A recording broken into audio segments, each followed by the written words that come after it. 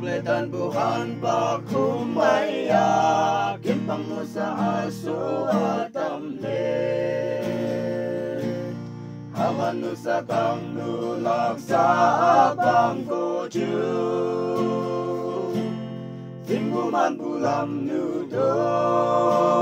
Kang lai man hampu amju Hazang jing chang Kiek quay ôm lê Mong mai ở tâm lê anh nhi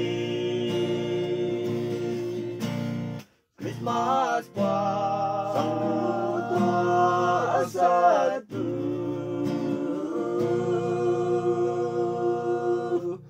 Monu sam hanu ham sa tu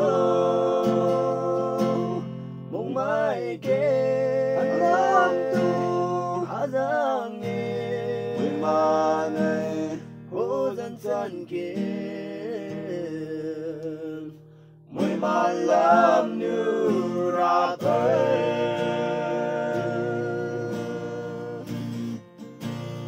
Ani Christmas luso han bak ang Kasaman suatu tay may baang Malam pong kam lambang ay yay hanam san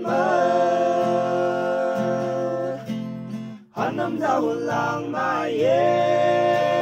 Duso mo tungat ata Ani Christmas may lekim le Mo'y manakim pa'y omay Christmas pa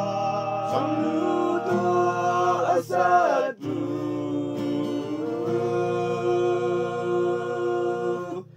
Monu sam hanu ham satu Mong mai ke Hanam tu hazang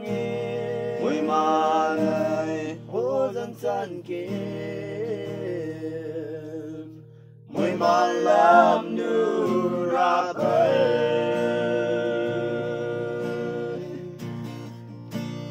Umay nong maturang paamju Hanam lang ay nale mo tumo Basta di ko listap tutang upaan Kompang nu sa mong may tam Jasa may ikazotan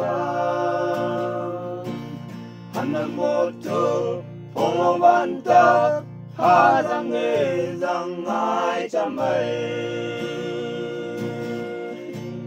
Christmas pa Sang luto asadu Monu sam hanu ham satu Mong mai ke Anam tu hazang Mui manay Hosan san kim Mui malam nu rapay